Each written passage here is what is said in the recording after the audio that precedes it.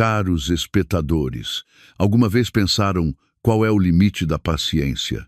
Eu já fui uma esposa, uma mulher que acreditava que o amor podia resolver tudo e que a paciência traria a paz, mas estava enganada. Naquela noite fatídica, entre música estridente e luzes ofuscantes, o homem que eu amava com todo o meu coração rasgou pessoalmente o véu da mentira e empurrou-me para o abismo da humilhação. E foi nessa mesma noite escura que encontrei a minha própria luz. A música estridente que ressoava na luxuosa vivenda da Quinta da Marinha, em Cascais, era como se 1000 agulhas me perfurassem os tímpanos. Mas isso não era nada comparado com a dor que me rasgava o coração. Encontrava-me sozinha, de pé no meio do ostentoso salão onde se celebrava a festa do 3º aniversário da empresa do meu marido, Diogo Almeida. À minha volta, homens com fatos de marca, copos de uísque na mão e fumo de charutos caros no ar. E mulheres com vestidos deslumbrantes que exibiam joias no valor de uma casa. Eram os sócios e amigos da alta sociedade do meu marido. Com o meu simples vestido de seda cor de jade, parecia uma estranha, um adorno apagado na minha própria casa. Apertei as mãos frias, tentando não tremer. O Diogo estava com os seus amigos mais próximos, João e Nuno. Os três, com os rostos avermelhados pelo álcool, riam e falavam aos gritos. Era um grupo no qual nunca consegui encaixar. Para mim, não eram empresários de sucesso, mas uma matilha de lobos à espreita de uma presa fraca. Os seus olhares lascivos, que me percorriam de cima a baixo, sempre me repugnaram. Vamos, um brinde ao nosso presidente Diogo. Este negócio que ele ergueu em 3 anos é agora uma força imparável, exclamou o João. Um homem com uma barriga de cerveja incipiente e olhos pequenos, levantando o copo. O Diogo sorriu com arrogância, bebeu o copo de um só trago e depois lançou-me um olhar. Era um olhar frio, sem um pingo de amor, apenas posse e ordem. Há que dizer que o sucesso de hoje se deve em grande parte à minha esposa, não é?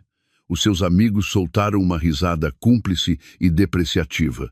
Bem, o mérito de cuidar bem da casa ela terá, interveio o Nuno.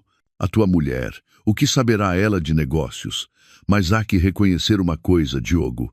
A tua esposa está cada dia mais espetacular, acrescentou o João, percorrendo-me da cabeça aos pés com os seus olhos lascivos. Sim, é uma pena tê-la fechada em casa, tão bonita que é. Presidente, que tal se hoje nos desses um prazer aos teus irmãos? O meu coração parou. Sabia que estavam a tramar alguma coisa. Não era a primeira vez. Baixei a cabeça, fingindo não ter ouvido, esperando que o Diogo recusasse, mas fui demasiado ingênua. Com uns copos a mais, o meu marido parecia transformar-se noutra pessoa. Divertia-se com as propostas doentias dos seus amigos. Adorava a sensação de poder absoluto sobre os outros, especialmente sobre a sua própria esposa. Cambaleou na minha direção, agarrou-me a mão com força e arrastou-me para o centro do salão, atraindo todos os olhares. De acordo, hoje estou bem disposto. Vou dar-vos um bom espetáculo. Sussurrou-me ao ouvido com uma voz fria como o gelo. Querida, amas-me? Treme, incapaz de o olhar nos olhos. Diogo, estás bêbado. Toda a gente está a olhar. Perguntei-te se me amas, rosnou ele, apertando-me o pulso até me magoar. Respondi com um sim quase inaudível. Soltou uma gargalhada selvagem. Então, demonstra-o. Vamos jogar um jogo. Tira simplesmente a roupa e dança para nós. Se o fizeres, assino agora mesmo aquele grande contrato para a empresa do teu pai. O meu pai estava gravemente doente e a pequena empresa familiar estava à beira da falência. O Diogo sabia. Sabia que era a minha maior fraqueza. Estava a usar a sobrevivência da minha família como moeda de troca para o seu entretenimento vulgar. O meu corpo ficou rígido, os meus ouvidos ensurdeceram. Já não ouvia a música, apenas as gargalhadas dos seus amigos e o som do meu coração a estilhaçar-se. Humilhação. Isto era a humilhação absoluta. Olhei para minha sogra, Dona Isabel, sentada num sofá próximo. Tinha um sorriso de satisfação nos lábios, como se estivesse a ver uma peça de teatro divertida. Nos últimos anos, nunca me tratara como uma nora. O quê? Não consegues fazê-lo? Provocou o Diogo com voz trocista. Ou será que o teu amor também era uma farsa? O teu amor vale menos que um contrato. As suas palavras foram como milhares de agulhas a espetar o meu orgulho. As lágrimas estiveram prestes a brotar, mas engoli-as. Chorar, suplicar, isso só lhes daria mais prazer. Já tinha suportado o suficiente. Durante os últimos 5 anos, vivera como uma sombra, suportando em silêncio o desprezo da minha sogra e as brincadeiras doentias do meu marido. Pensei que o meu sacrifício traria paz ao nosso lar, mas não foi assim.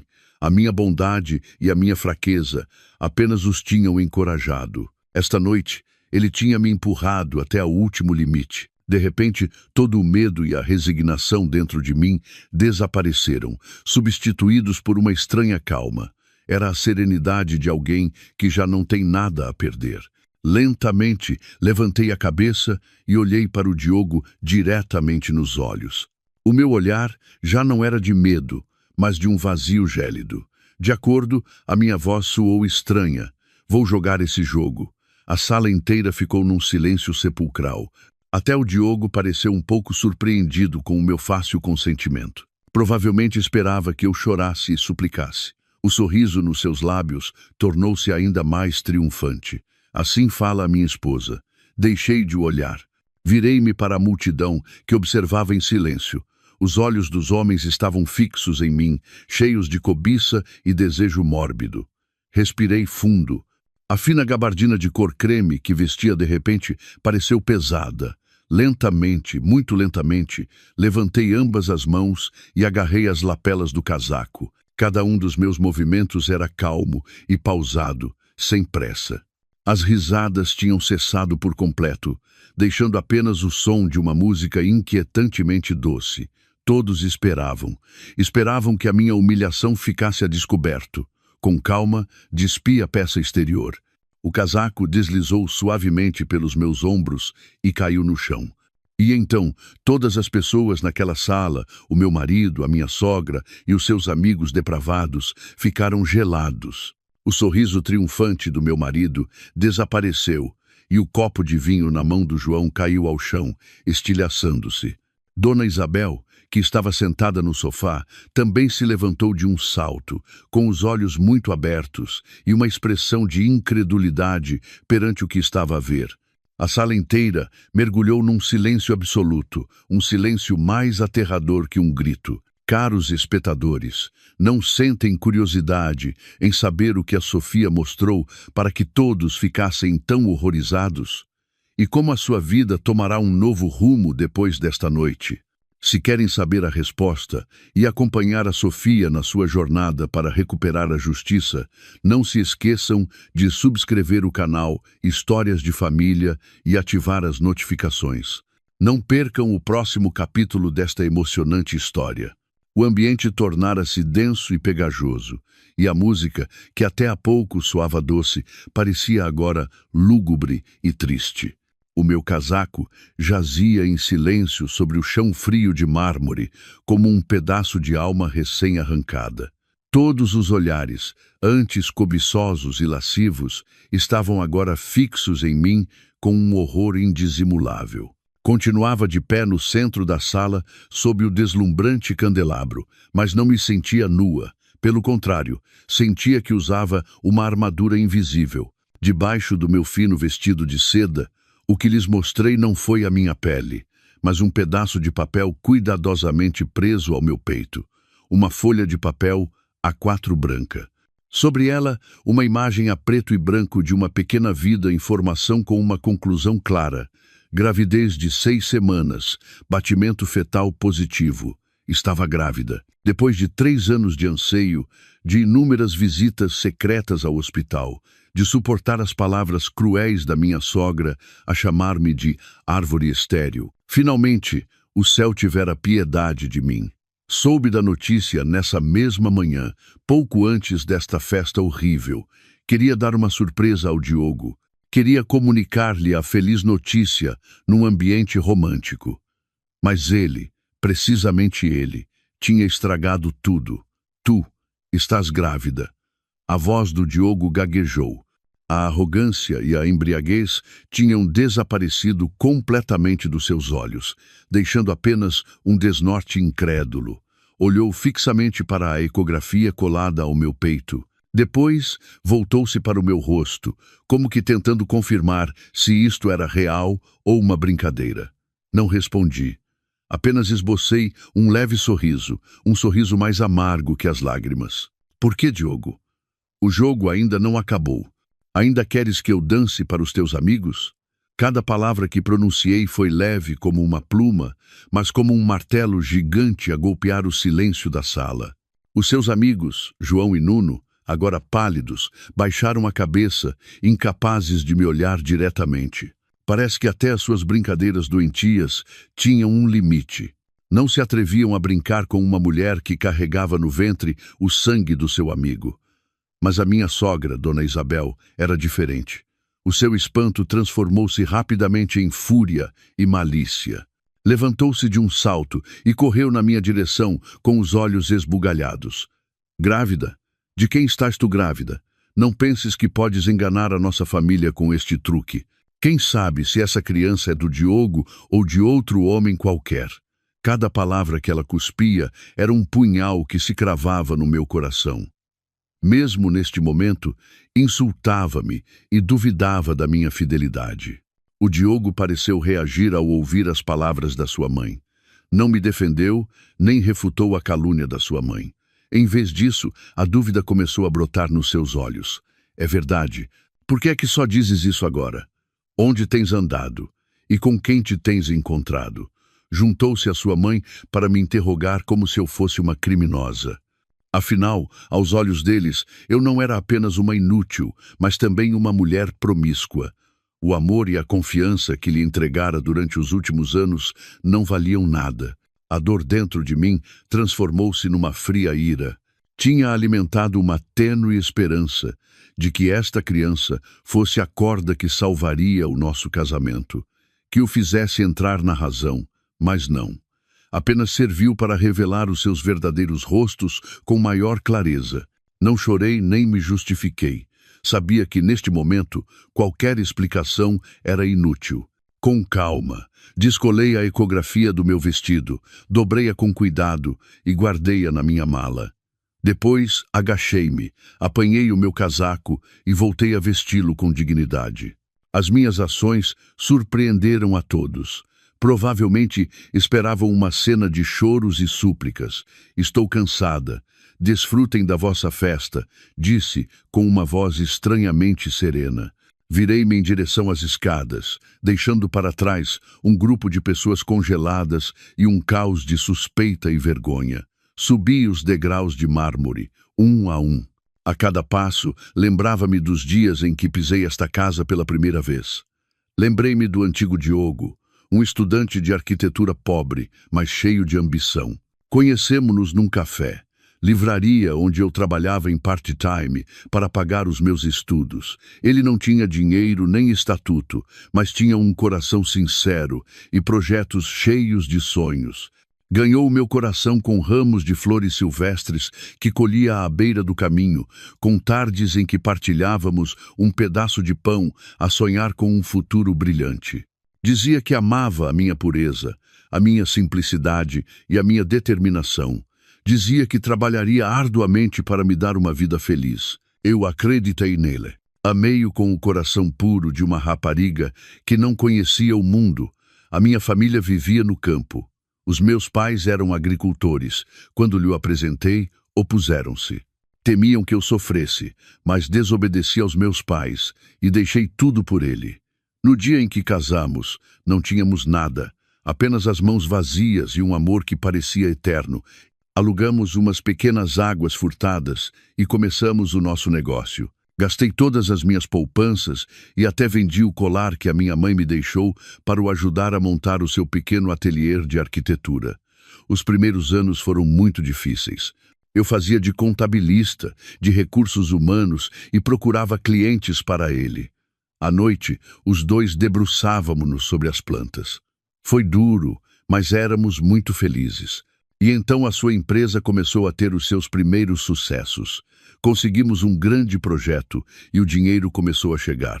Mudamo-nos das humildes águas furtadas para um apartamento e depois para esta vivenda. As nossas vidas mudaram e ele também mudou. Já não era o jovem simples de antes. Começou a preocupar-se com a sua aparência e as suas relações sociais. Juntou-se com gente como o João e o Nuno, a quem antes desprezava. Chegava a casa cada vez mais tarde, sempre a cheirar a álcool e a perfume de mulher. A sua mãe, Dona Isabel, também veio viver conosco depois de enviuvar. Odiou-me desde o primeiro dia. Sempre achou que eu não era digna do seu filho, que era uma aldeã que teve a sorte de chamar a sua atenção. Quando a empresa do Diogo teve sucesso, o seu desprezo tornou-se mais explícito. Criticava desde a minha forma de vestir até a minha forma de andar e o facto de não conseguir ter filhos. Em vez de me proteger, o Diogo punha-se sempre do lado dela. A mãe está sozinha. Tens de aguentar um pouco, dizia ele. A minha paciência tornou-se um hábito e depois resignação.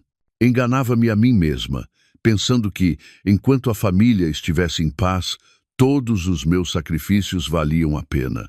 Não me apercebi de que o meu silêncio estava a permitir que o mal crescesse. Subi o último degrau para o segundo andar, parei e olhei para o salão. A festa tinha acabado. Os convidados tinham se ido embora à pressa, não querendo permanecer num ambiente tão desconfortável. Apenas a sua família estava reunida, a sussurrar algo. Sabia que estavam a falar de mim e da criança no meu ventre. Ela estava a começar a tecer uma nova armadilha, uma mais subtil e cruel do que a humilhação da noite anterior. Fechei a porta do meu quarto com um estrondo. O som seco ressoou como uma declaração de ruptura. Queria isolar-me daquele mundo exterior falso e malvado. Deixei-me cair no chão, apoiando as costas na fria porta de madeira. O meu corpo tremia sem controlo, não de frio, mas de uma ira e uma dor extremas. Tudo acontecera demasiado rápido e de repente. Há apenas umas horas, eu era uma esposa que esperava ansiosamente dar uma feliz notícia ao seu marido. Agora, era uma mulher humilhada, caluniada e posta em dúvida pelo homem que mais amava. A criança no meu ventre deveria ser o fruto do amor, o laço que uniria a família. Mas agora, aos olhos deles, tornara-se um espinho, uma ferramenta para continuarem a culpar-me e a atormentar-me. Abracei o meu ventre, onde uma pequena vida crescia a cada dia. As lágrimas voltaram a correr, mas desta vez não eram de fraqueza, mas de ódio. Bebé, desculpa. A mãe não te pode dar um bom pai nem uma família completa, mas vou proteger-te com a minha vida. As memórias dos dias humilhantes, vividos nesta casa, voltaram, tão vívidas como se tivessem acontecido ontem. Lembrei-me de uma vez, há cerca de um ano, quando parti acidentalmente o copo de cristal favorito de Dona Isabel. Tive de me ajoelhar no salão durante 3 horas como castigo. O Diogo chegou à casa e viu-me com os joelhos inchados e o rosto cheio de lágrimas. Pensei que ele me levantaria, que diria algo justo, mas não. Olhou-me de soslaio e disse friamente: se fizeste algo de errado, tens de ser castigada. Ajoelha-te para que te lembres para toda a vida. Da próxima vez não serás tão desastrada. Naquela noite, quando arrastei o meu corpo cansado para o quarto, ele exigiu que me deitasse com ele como se nada fosse. Disse que era uma forma de expiar o meu erro. Cerrei os dentes e aguentei. Senti-me como uma boneca sem alma. E lembrei-me do meu aniversário, há 6 meses. Pela primeira vez em anos, o Diogo convidou-me para jantar fora. Fiquei tão feliz que me vesti com esmero. Esperava que fosse um novo começo, um sinal de que ele ainda se preocupava comigo. Mas ao chegar ao restaurante, percebi que era uma reunião social com os seus amigos. Durante todo o jantar, ele só falou de negócios e brindou com os seus sócios, deixando-me sozinha num canto da mesa. Depois da festa, estava completamente bêbado. Tive de o ajudar a chegar ao carro sozinha. A caminho de casa, porque me enganei numa rua, ele zangou-se e insultou-me gravemente. Parou o carro a meio da ponte 25 de abril. Empurrou-me para fora e arrancou a toda velocidade, deixando-me sozinha na noite fria. Tive de caminhar quase 5 quilômetros antes de encontrar um táxi. Quando cheguei a casa, ele dormia como uma pedra. Na manhã seguinte, não se lembrava de nada da noite anterior. Apenas se queixou de por que não lhe tinha mudado a roupa antes de o deitar.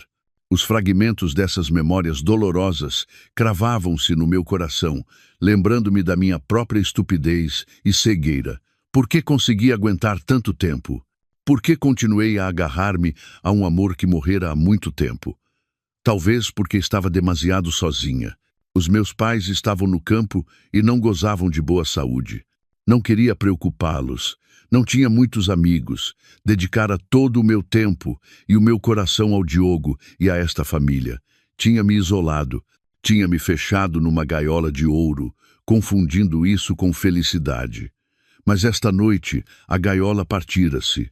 O pássaro lá dentro não morrera, mas recuperara as suas asas.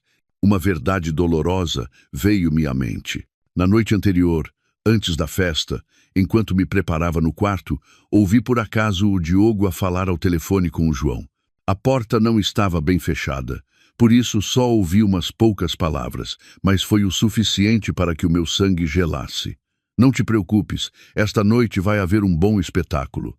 A minha mulher tem andado um pouco rebelde ultimamente.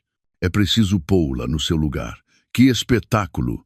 Conta-me, o de sempre. Vou dar-lhe uma lição que ela vai recordar para toda a vida, à frente de toda a gente. A ver se depois desta noite ela se atreve a levantar a cabeça. Naquele momento, não dei crédito aos meus ouvidos. Consolei-me pensando que tinha ouvido mal, que ele não podia ser tão cruel. Mas o que aconteceu na festa provou tudo. A humilhação que sofri não foi um ato impulsivo de um bêbado. Foi premeditado. Ele fez-lo de propósito para me humilhar e demonstrar o seu poder. Queria transformar-me num cão submisso, num ser que apenas obedecesse. A sua maldade e a sua crueldade ultrapassavam os limites do humano.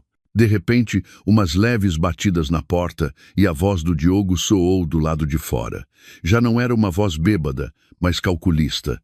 Sofia, abre a porta. Temos de falar. Respirei fundo e sequei as lágrimas à pressa. A peça ainda não tinha acabado. Levantei-me e abri a porta. O Diogo entrou, seguido por Dona Isabel. O rosto do Diogo já não mostrava ira, mas cansaço e um falso arrependimento. Dona Isabel estava de braços cruzados com uma expressão gélida. Ele aproximou-se e tentou pegar na minha mão, mas eu dei um passo atrás. Desculpa, disse ele em voz baixa. Antes estava demasiado bêbado. Não sabia o que dizia nem o que fazia. Podes perdoar-me? Dona Isabel pigarreou e interveio. Ele já pediu desculpa. Não é para tanto. É normal que um homem bêbado diga ou faça algumas coisas exageradas. Como esposa, devias compreender o teu marido. Olhei para a mãe e para o filho. Um fazia o papel de pecador, o outro de juiz. Uma atuação perfeita. Não disse nada, apenas os olhei em silêncio. O meu silêncio desconcertou um pouco o Diogo. Aproximou-se e disse com uma voz mais suplicante: Sofia, não te zangues. Estás grávida. Não é bom para o bebê. A culpa é minha. A culpa é toda minha. Não voltará a acontecer. Prometo. Promessas. Quão baratas eram as suas promessas agora. Mas sabia que tinha de continuar a representar. Levantei lentamente a cabeça, com os olhos cheios de lágrimas. Prometes mesmo? Juras que vais ser bom para o nosso filho e para mim, que não vais voltar a deixar que eu sofra nenhuma injustiça? Ele levantou a mão ao céu e jurou.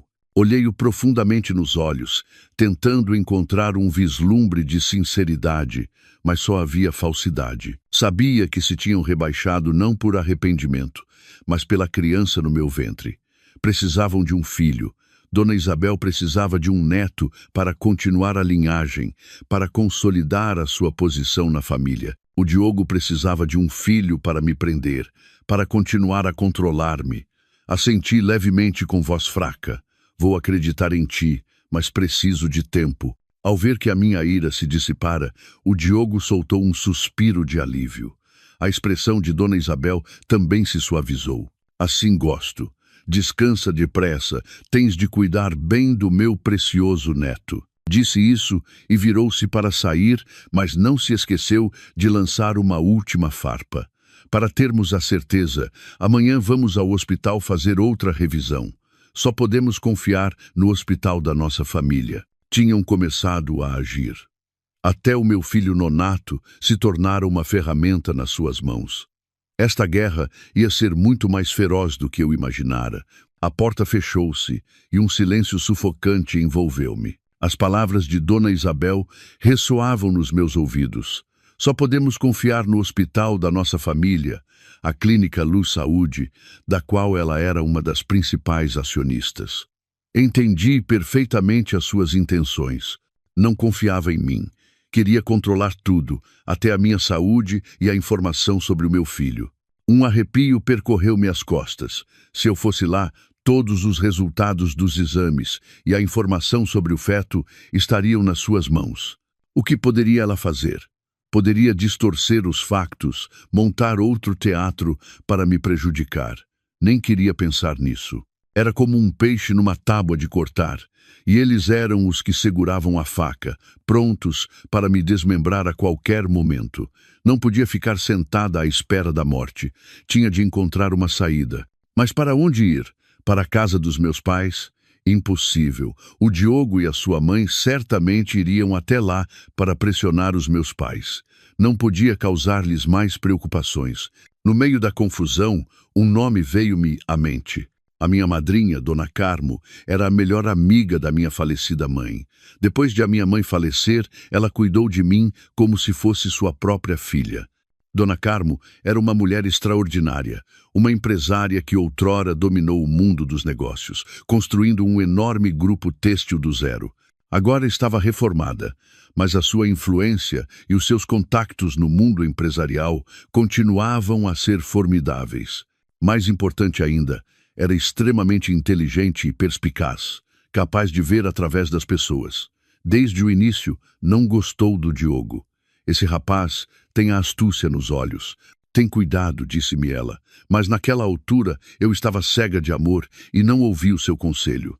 Agora, ela era a única pessoa que me podia ajudar. Esperei até perto da meia-noite, certa de que o Diogo e a sua mãe estariam a dormir profundamente, antes de abrir silenciosamente a porta e descer as escadas em bicos de pés. Não me atrevia a acender as luzes, por isso guiei-me pela tênue luz que entrava pelas janelas. Usei o telefone fixo do salão para ligar a Dona Carmo. Não me atrevi a usar o meu telemóvel, temendo que o Diogo tivesse instalado uma aplicação de rastreio. O telefone tocou umas 2 vezes e depois ouvi a sua voz sonolenta, mas muito familiar.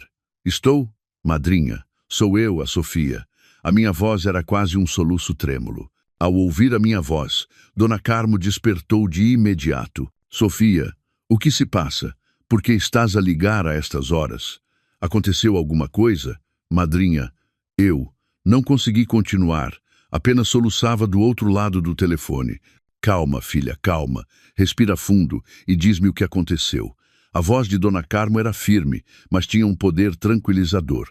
Contive os soluços e contei-lhe tudo brevemente. Desde a festa humilhante até ao bebê no meu ventre e aos planos de Dona Isabel e do seu filho. Pude sentir um silêncio aterrador do outro lado da linha, enquanto falava. Quando terminei a minha história, Dona Carmo não falou de imediato. Houve um longo silêncio, depois um suspiro, e então, com uma voz mais fria e decidida do que nunca, disse: Eu avisei-te, não me ouviste. Mas chorar agora não vai resolver nada. Ouve-me bem. Primeiro, em nenhuma circunstância vás a essa Clínica Luz Saúde. Amanhã de manhã diz que tens ameaça de aborto e que precisas de ir ao Hospital de Santa Maria, onde estão os melhores especialistas. Prepararei alguém lá para garantir que toda a tua informação esteja protegida. Segundo, continua, não te podes divorciar agora. Se te divorciares agora, eles expulsar-te-ão com as mãos a abanar e tirar-te-ão a custódia da criança. Usarão a desculpa de que não tens trabalho nem bens para te atirar. mas não consigo viver com eles nem mais um dia, disse eu, desesperada. Tens de o fazer. A voz de Dona Carmo era como aço. E não apenas viver, tens de interpretar perfeitamente o papel de uma esposa lamentável, uma nora submissa que se apercebeu do seu erro. Tens de os fazer acreditar que te rendeste por completo, que te agarras a esta criança como a tua última tábua de salvação. Quando eles baixarem a guarda, teremos tempo para agir. Agir como? Perguntei, sem entender completamente a sua intenção. Reunir provas, minha filha, sorriu ela com astúcia, provas dos seus enganos e dos seus negócios sujos. Não nos vamos limitar a divorciar. Vamos lhes pagar por tudo o que te fizeram. A empresa desse tal Diogo não pode ter chegado onde está sem alguns podres. Mandarei os meus homens investigar tudo. E Dona Isabel, uma mulher tão gananciosa e malvada, de certeza que não está limpa. As palavras de Dona Carmo foram como uma forte corrente elétrica a percorrer o meu corpo. O desespero e o medo dentro de mim dissiparam-se lentamente, substituídos por outro sentimento, ira e sede de vingança. Ela tinha razão, não me podia desmoronar. Não podia permitir que o meu filho nascesse sem mãe ou vivesse numa família assim. Depois da chamada, senti que já não estava sozinha. Tinha ao meu lado uma segunda mãe, uma conselheira poderosa e engenhosa. Voltei sorrateiramente para o meu quarto e deitei-me ao lado do homem que dormia profundamente. Olhei para o seu rosto, o rosto que uma vez amei tanto. Agora, aos meus olhos, era apenas o rosto de um inimigo. Esta peça de teatro vou representar, lá contigo, mas quem escreverá o guião e decidirá o final já não serás tu. Na manhã seguinte, acordei com um plano claro na minha cabeça. Já não era a Sofia confusa da noite anterior. Era uma atriz, e o meu papel era o de uma esposa fraca, assustada e completamente dependente. Fiquei na cama de propósito, com o sobrolho franzido e abraçando o ventre. Quando o Diogo entrou, sussurrei com voz fraca: "Querido, dói-me muito a barriga." O Diogo correu na minha direção com o rosto cheio de preocupação, mas não sabia quanta dessa preocupação era sincera. "O que se passa? Onde te dói? Vou levar-te ao hospital agora mesmo." "Não sei, só sinto uma dor aguda e constante." Talvez seja por causa de ontem." Deixei a frase a meio de propósito, para que ele próprio tirasse as suas conclusões e se sentisse culpado. Como esperava, o rosto do Diogo mudou de cor. Agitou as mãos apressadamente e disse: Não penses nisso. Vou chamar a mãe. Ela saberá o que fazer." Saiu a correr. Pouco depois, entrou Dona Isabel. Ainda tinha uma expressão desagradável, mas também havia um vislumbre de preocupação. Olhou-me fixamente e depois pôs-me a mão na testa. "Não tens febre. Como te dói?" "Dói-me a parte inferior do abdômen de forma intermitente", disse eu, forçando umas lágrimas. "Tenho medo que aconteça alguma coisa ao nosso bebê." Dona Isabel guardou silêncio por um momento. Sabia que estava a calcular. Se algo acontecesse a esta criança, os seus planos também seriam afetados. Finalmente disse: "De acordo. Vou dizer ao Diogo para te levar à Clínica Luz Saúde para um check-up completo." Era o momento decisivo. Abanei a cabeça energicamente, ainda abraçando o ventre. "Não, sogra, não quero ir à Luz Saúde. É um hospital geral. Não são especializados em ginecologia. As minhas amigas dizem que no primeiro trimestre, especialmente até aos 3 meses, o melhor é ir ao Hospital de Santa Maria. Lá há professores catedráticos, os melhores médicos, e o equipamento é mais moderno. Preocupo-me com o meu neto." As minhas palavras acertaram em cheio na psicologia de Dona Isabel. O seu neto podia odiar-me, mas não podia não se preocupar com o neto que esperara dia e noite. Além disso, o Hospital de Santa Maria era o hospital público de maior confiança, pelo que não tinha motivos para recusar. Depois de hesitar um momento, assentiu a contragosto. "Tens razão. De acordo, Então vamos a Santa Maria. Diogo, leva-a agora mesmo e certifica-te de que ela é vista pelo médico mais competente. O Diogo respondeu, sim, sim, e apressou-se a ajudar-me a levantar. Fingi fraqueza de propósito, apoiando-me completamente nele. Durante a viagem de carro, fingi descansar com os olhos fechados, mas na realidade estava a enviar uma mensagem a Dona Carmo para lhe dizer que tudo corria conforme o planeado. Ao chegar ao Hospital de Santa Maria, esperava-me uma preparação perfeita. Assim que chegamos à urgência, uma médica de aspecto muito experiente, a pessoa de Dona Carmo, saiu para nos receber. Apresentou-se como chefe de serviço e disse que me examinaria pessoalmente. O Diogo e Dona Isabel, que tinham vindo para vigiar, ficaram completamente tranquilos ao vê-la. Levaram-me a um consultório privado. Depois do exame, a médica disse com expressão séria: a paciente mostra sinais de uma ligeira ameaça de aborto, provavelmente devido ao estresse psicológico. Por segurança, seria melhor que ficasse internada uns dias para observação. Proporcionar-lhe-emos o melhor tratamento e terapia para proteger a gravidez. O Diogo e Dona Isabel não hesitaram mais ao ouvir aquilo e apressaram-se a fazer os trâmites de internamento.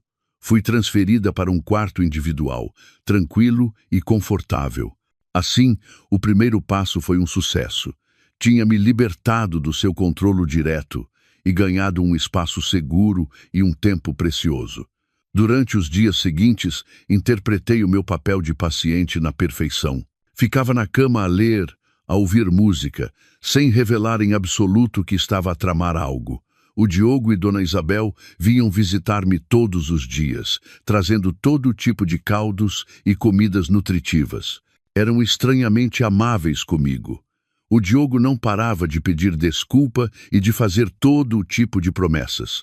E Dona Isabel já não me criticava, mas instava-me a cuidar da minha saúde pelo bem do seu neto. Eu apenas sorria em silêncio e respondia que sim.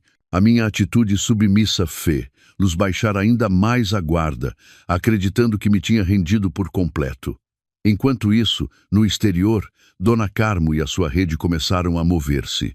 Todas as noites, depois de o Diogo se ir embora, Dona Carmo vinha visitar-me em segredo, não como madrinha, mas como uma velha amiga da minha mãe. Trouxe-me a primeira informação. Diogo, disse ela em voz baixa, a empresa desse rapaz por fora parece próspera, mas por dentro está vazia. Leva vários anos com prejuízos, sobrevivendo principalmente graças aos grandes contratos que conseguiu com a reputação e os contactos que tu lhe proporcionaste. Também tem uma dívida bancária considerável, e a Dona Isabel, ela escarneceu. Essa mulher é ainda pior. Mandei investigar e acontece que é uma viciada no jogo, não no jogo dos bairros baixos, mas na especulação na bolsa. Perdeu uma quantia enorme de dinheiro e agora está a ser assediada por agiotas para pagar as suas dívidas. Deram-lhe um mês de prazo. Tudo ficou claro. Por isso precisavam do dinheiro com tanta urgência. Por isso puseram os olhos na empresa do meu pai. Por isso Dona Isabel desejava tanto um neto. Precisava de um herdeiro para prender o Diogo e precisava que o Diogo pagasse as suas dívidas. Não eram apenas pessoas malvadas, eram bestas encurraladas dispostas a fazer qualquer coisa para sobreviver. Então, o que devo fazer agora, madrinha? Perguntei com voz preocupada. Dona Carmo deu-me umas palmadinhas na mão. Os seus olhos brilhavam com astúcia. Ainda não é o momento de nos precipitarmos. Deixa que pensem que estão prestes a conseguir o seu objetivo. Tu descansa aqui tranquilamente. O teu trabalho agora é manter-te absolutamente segura. Eu encarrego-me de tudo lá fora. A cobra apanha-se quando ela mete a cabeça na armadilha por si mesma. Olhei para ela com uma sensação de absoluto alívio e confiança. Sabia que se estava a preparar uma armadilha maior, uma tempestade mais terrível. E desta vez, a pessoa que estaria no olho do furacão não seria eu. Durante a semana que passei no hospital, recuperei. O feto também se estabilizou. Passei a maior parte do tempo a ler, a estudar sobre gestão e finanças. A história do Diogo e da sua mãe tinha me dado uma lição muito cara. Não devia confiar cegamente e, mais importante, não devia carecer de conhecimento. Tinha de me armar para proteger a mim mesma e ao meu futuro filho. Dona Carmo vinha visitar-me todas as tardes sem falta, atualizando-me com a última informação. Mandei instalar um dispositivo de rastreio no carro do Diogo, sussurrou ela uma tarde. Esse rapaz não só tem relações comerciais suspeitas, como também tem uma amante. O meu coração deu um pulo. Já não o amava, mas a traição ainda doía. Quem é? A secretária pessoal dele, jovem, bonita e muito boa a sacar-lhe o dinheiro. O Diogo comprou-lhe um apartamento de luxo e um carro caro, tudo em nome dela. Afinal, enquanto eu suportava o sofrimento em silêncio em casa, ele divertia-se com outra mulher lá fora. A ira invadiu-me, mas reprimia rapidamente. Não era momento para ciúmes. Toda a informação era uma peça neste jogo. Tem provas? Claro. Dona Carmo sorriu. Temos vídeos deles a entrar e a sair de hotéis, registros bancários das transferências secretas do Diogo para ela. Tudo. Mas não vamos usar isso ainda. O as na manga tem de ser guardado para o momento mais decisivo. Assenti, confiando plenamente no seu plano. Exatamente uma semana depois, o médico informou-me de que estava suficientemente sã para receber alta. O Diogo e Dona Isabel vieram buscar-me com caras felizes. Pensavam que eu estava completamente recuperada, uma presa pronta para continuar com o seu jogo. Enquanto arrumava as minhas coisas, deixei de propósito um pequeno caderno debaixo da almofada. Era um diário que tinha começado a escrever no hospital. Nele, escrevi sobre os meus medos, os meus remorsos, por ter causado problemas ao meu marido e à minha sogra. Escrevi que me tinha apercebido do meu erro e que a partir de agora me esforçaria por ser uma boa esposa e uma boa nora. Tinha a certeza de que a desconfiada Dona Isabel não o deixaria passar. Efetivamente, naquela noite, enquanto estava na casa de banho, Dona Isabel entrou sorrateiramente no meu quarto. Pela fresta da porta, vi-a abrir o meu diário e lê-lo com um sorriso de satisfação nos lábios. Acreditava que me tinha domesticado por completo. A minha atuação tinha tido sucesso a meias. Durante os dias seguintes, vivi como uma pessoa completamente diferente. Já não suportava em silêncio, mas era proativamente submissa.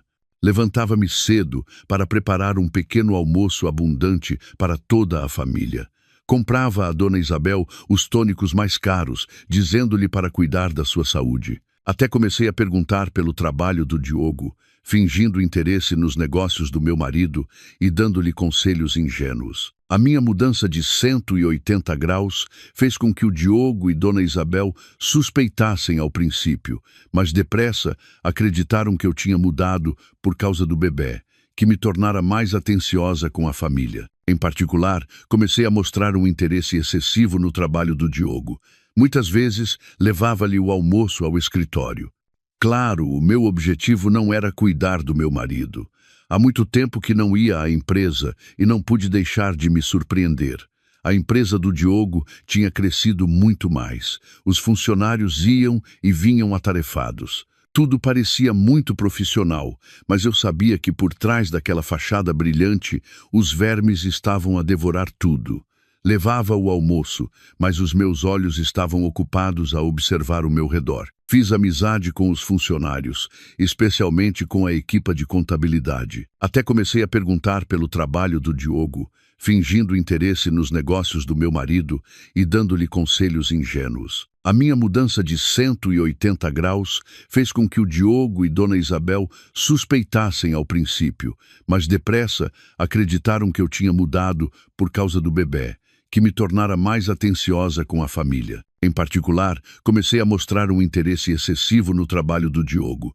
Muitas vezes, levava-lhe o almoço ao escritório. Muitas vezes, comprava-lhe pequenos presentes para os seus filhos e perguntava-lhe pela sua família. Pouco a pouco, a senhora Costa também se abriu comigo. Um dia, à hora do almoço, Quando estávamos sozinhas na copa, a senhora Costa suspirou e disse: Senhora Sofia, a senhora também passa mal. Calhou-lhe um marido que só pensa em si mesmo. Aproveitei a oportunidade e os meus olhos encheram-se de lágrimas. Usei a minha aparência dócil e lamentável para ganhar a sua simpatia. Queixava-me de que me aborrecia em casa, de que me sentia inútil por não saber nada do trabalho do meu marido. Foi assim que me tornei amiga da senhora Costa, a chefe de contabilidade. Era uma mulher de meia idade, de aspecto rigoroso, mas com um olhar muito caloroso. Senti que ela não gostava muito do Diogo e dos seus amigos. Comecei um plano mais elaborado, aproximar-me da senhora Costa e ganhar o seu coração. O senhor Almeida ultimamente solicita grandes somas de dinheiro para despesas de representação, mas os justificativos são muito pouco claros. Quando lhe pergunto, diz-me para deixar passar, para não perguntar tanto. Aqui está a primeira pista. Sabia que ia na direção certa. Peguei na mão da senhora Costa e disse-lhe com voz suplicante: Senhora Costa, poderia ajudar-me? Não peço muito, só quero saber se a empresa está realmente bem. Poderia deixar-me ver os livros um momento? Prometo que não direi a ninguém. Só quero proteger o esforço e o suor do meu marido. A senhora Costa olhou-me com evidente hesitação. Sabia que isto ia contra as regras. Mas ao ver os meus olhos lacrimejantes e o meu ventre cada vez mais saliente, a compaixão que havia nela venceu. Assentiu. De acordo, mas só uma vez, e tem de ser um segredo absoluto. Quase chorei de alegria. Não sabia que a decisão da senhora Costa naquele dia não só me ajudaria a mim, mas que no futuro a salvaria a ela própria. A primeira porta secreta da empresa de Diogo Almeida tinha se aberto, e eu sabia que por trás havia um labirinto de mentiras e crimes. A oportunidade chegou numa sexta-feira à tarde. O Diogo e a maioria dos funcionários tinham saído mais cedo para se prepararem para o fim de semana. Usei a desculpa de levar o jantar à senhora Costa, que muitas vezes ficava a fazer horas extraordinárias.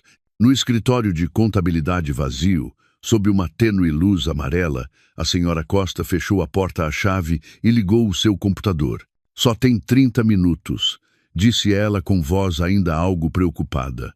Eu vigio lá fora. Assenti. O meu coração batia com força.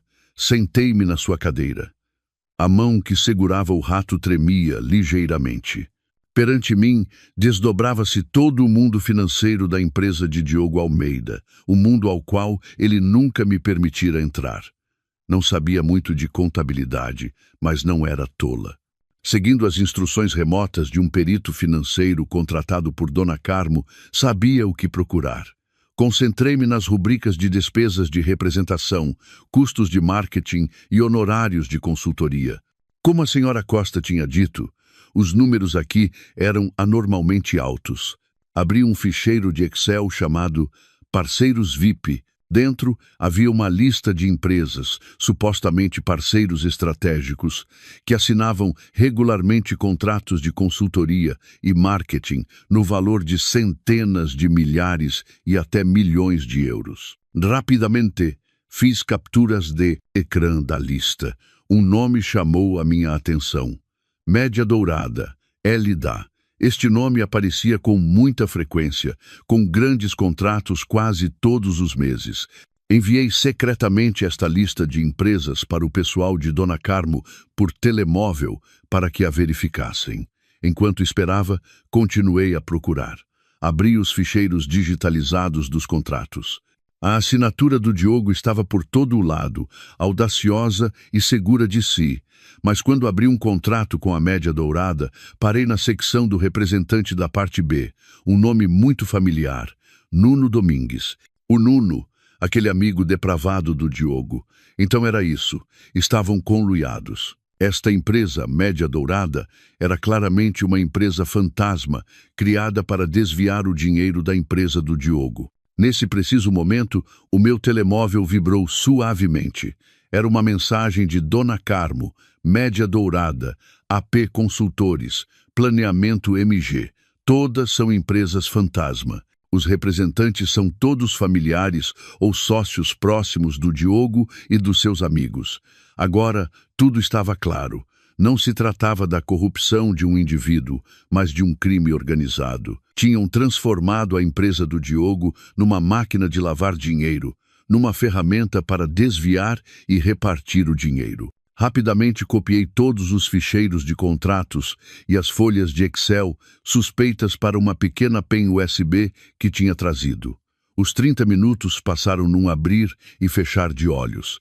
A senhora Costa bateu à porta, sinalizando que o tempo se esgotara. Apressei-me a fechar todas as janelas, a apagar o histórico de acesso e a deixar tudo como estava. Agradeci-lhe repetidamente e coloquei-lhe um envelope grosso na mão. Compre algo para os miúdos. Muito obrigada. A senhora Costa tentou recusar, mas eu insisti. Se não aceitar, não fico tranquila. Considere-o um pequeno presente. Ao sair da empresa do Diogo, apertei a pen USB no meu bolso. Sentia como se estivesse a segurar uma bomba relógio. Quando esta bomba explodisse, mandaria tudo pelos ares. Mas sabia que estas provas não eram suficientes. Podiam provar que o Diogo tinha feito negócios fraudulentos, mas não eram suficientes para o afundar completamente num tribunal, especialmente numa batalha pela custódia. Precisava de algo mais forte, um golpe mortal. E nunca imaginei que a próxima pista viria diretamente da minha sogra, Dona Isabel. Depois de obter provas das atividades comerciais ilegais do Diogo, continuei a interpretar o meu papel, mas o ódio e o desprezo internos tornavam cada vez mais difícil esboçar um sorriso falso. Começava a sentir-me esgotada. Felizmente, Dona Isabel, na sua excitação pelo dinheiro que em breve teria para pagar as suas dívidas, entregou-me sem querer uma faca ainda mais afiada. Uma tarde, quando estávamos sozinhas em casa, Dona Isabel mostrou-se estranhamente amável. Fez-me sentar no sofá e tirou um velho álbum de fotografias. Sofia, vem ver isto. Passou as páginas, mostrando com orgulho fotos da infância do Diogo. Olha que bonito era o nosso Diogo em pequeno. Quando cresceu, quantas filhas de famílias ricas o perseguiam, mas ele rejeitou-as a todas e escolheu-te a ti. Forcei um sorriso. Sabia que ela estava a tentar ganhar o meu favor, a criar uma imagem de família feliz para poder manipular-me mais facilmente. Depois, quando chegou à última página, deteve-se numa foto ligeiramente desbotada. Na foto, havia uma mulher jovem e bonita, muito parecida com Dona Isabel. Quem é, sogra? Perguntei com curiosidade. Uma luz complexa brilhou nos olhos de Dona Isabel, uma mistura de orgulho e um pouco de amargura. É a tia do Diogo, a minha irmã mais nova. Suspirou. Teve uma vida difícil.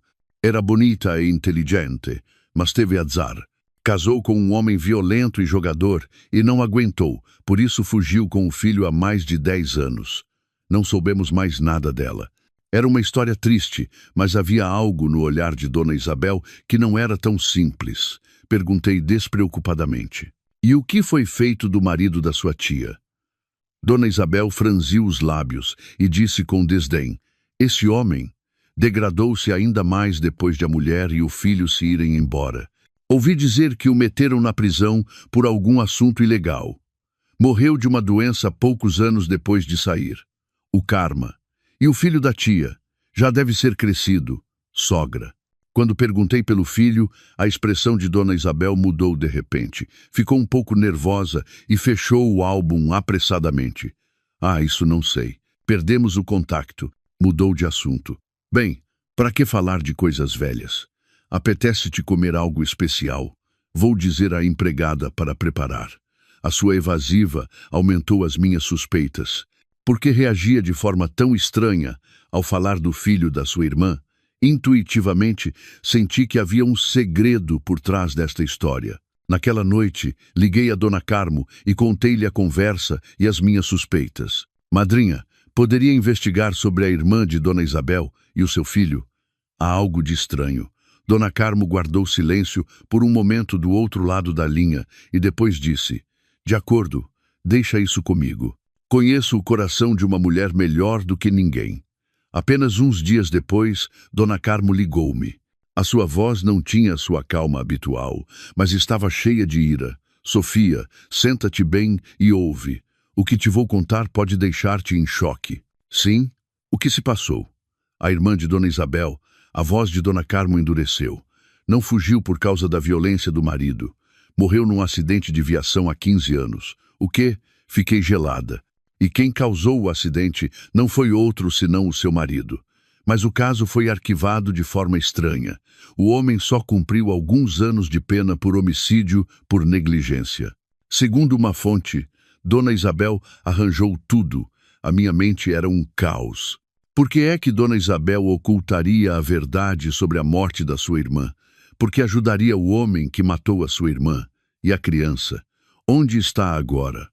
Esta é a parte mais terrível. A voz de Dona Carmo tremia de ira. Depois de a mãe morrer e o pai ir para a prisão, a criança foi enviada para um orfanato. Mas, apenas alguns meses depois, a criança desapareceu do orfanato sem deixar rastro. Ninguém sabe para onde foi, se está viva ou morta. E a última pessoa que o visitou antes de ele desaparecer foi Dona Isabel. Um arrepio percorreu minhas costas. Não podia acreditar no que estava a ouvir. Uma conspiração terrível, um crime atroz, estava a revelar-se lentamente. A sogra com quem vivera nos últimos anos, Dona Isabel, não era apenas uma mulher gananciosa e malvada, mas poderia ser uma assassina, um demônio com pele humana. Matou a sua irmã e desfez-se do seu sobrinho. Para quê? Por dinheiro? Pela herança da sua irmã? Essa pergunta pairava na minha cabeça, uma pergunta que só ela podia responder. A verdade sobre o passado de Dona Isabel explodiu na minha mente como uma bomba, deixando apenas desolação e um medo extremo. Dava-me arrepios ver aquela mulher que entrava e saía desta casa todos os dias, que ainda sorria, falava e me sermoneava. Sob a nobre fachada de uma dama abastada, havia uma alma diabólica e umas mãos manchadas de sangue. Mantive a compostura e continuei a interpretar o meu papel. Mas cada vez que me confrontava com ela, tinha de lutar para não revelar o ódio nos meus olhos. Sabia que caminhava sobre uma corda muito fina. Se ela se apercebesse de que eu conhecia o seu segredo, não sabia que loucura poderia cometer. Precisava de mais provas, provas irrefutáveis que pudessem deixar claro o seu crime perante a lei. Mas como? Tudo acontecera há 15 anos e provavelmente todos os vestígios tinham sido apagados. Enquanto estava confusa, uma oportunidade inesperada apresentou-se. Uma manhã, Dona Isabel recebeu uma chamada. Eu estava no salão, mas ela parecia ter se esquecido da minha presença, sentada na mesa de jantar próxima. Estou? Quem fala? A sua voz era ligeiramente irritada. Ao ouvir algo do outro lado, vi como o seu rosto se tornava pálido de repente. O que está a dizer? Como conseguiu o meu número? Levantou-se apressadamente e foi para um canto da varanda. A sua voz reduziu-se a um sussurro, mas o pânico nela era inconfundível. Não sei do que está a falar. Esse assunto acabou há muito tempo. O que quer? Fingi não ver, mas agucei o ouvido ao máximo. Ouvi vagamente palavras como dinheiro, calar, vida. Quando terminou a chamada, Dona Isabel entrou em casa com o rosto desfigurado. Tremiam-lhe as mãos e os pés. Deixou-se cair numa cadeira e murmurou para si mesma. Por quê? Porque aparece ele agora. Durante todo o dia, esteve inquieta, como se tivesse perdido o juízo. Naquela noite, chamou o Diogo ao seu escritório privado e fechou a porta com força. Não ouvi o que diziam, mas quando o Diogo saiu, o seu rosto estava igualmente tenso. Foi diretamente ao bar, serviu-se de um copo de licor forte e bebeu-o de um trago. Sabia que tinha acontecido algo grave, algo relacionado com o velho segredo de Dona Isabel. Alguém do passado tinha voltado para chantagear. Informei imediatamente Dona Carmo. Dona Carmo agiu muito depressa. Mandou vigiar todos os movimentos de Dona Isabel. E apenas 2 dias depois, Dona Carmo ligou-me. Sofia, essa mulher vai mexer-se. Acabou de levantar uma grande soma de dinheiro, 500 mil euros em numerário. Esta noite, às 21 horas, vai encontrar-se com um homem num velho café, Jardim no Monsanto. Esta é a nossa oportunidade. O meu coração batia depressa. O que devo fazer? Já instalei câmaras e microfones lá.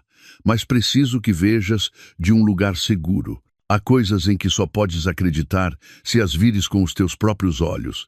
Naquela noite, menti ao Diogo, dizendo-lhe que tinha dor de cabeça e queria deitar-me cedo. Depois de confirmar que ele tinha saído com os seus amigos, saí sorrateiramente de casa. O carro de Dona Carmo já estava à espera. Levaram-me para perto do café combinado. O pessoal de Dona Carmo estava espalhado por todo o lado, disfarçado de clientes. Levaram-me para outro carro oculto, mas do qual podia ver toda a situação claramente através de um pequeno ecrã ligado às câmaras ocultas. Exatamente às 21 horas, chegou Dona Isabel. Vestia de preto, com chapéu e óculos de sol, movendo-se sorrateiramente como uma criminosa. Escolheu uma mesa no canto mais escuro. Uns minutos depois, aproximou-se um homem de uns 60 anos, magro e esquálido. O seu rosto estava sulcado pelas rugas de uma vida dura e uma longa cicatriz atravessava-lhe a bochecha. Chegaste a tempo, disse o homem com voz rouca. O dinheiro. Pega nele e vai-te embora. Desaparece da minha vista, disse Dona Isabel, a tremer, empurrando-lhe um saco. E não voltes a aparecer à minha frente. O homem riu-se, uma risada assustadora. Desaparecer? Dona Isabel, acha que tudo é assim tão simples? Estes 500 mil euros são apenas os juros pelos meus 15 anos de silêncio. Deves-me muito. Tu és um descarado. O nosso acordo não era este. Acordo? O homem riu-se mais alto. O nosso acordo era que eu iria para a prisão no teu lugar, que arcaria com toda a culpa. Em troca, tu encarregavas-te de que o meu filho estudasse e se tornasse um homem de proveito. E o que fizeste? Desfizeste-te dele. Abandonaste o meu único filho. Achas que te vou deixar em paz? Fiquei gelada. Então, este homem era o marido da falecida tia, o pai da criança desaparecida. E ele não foi o culpado do acidente. A mentora era Dona Isabel.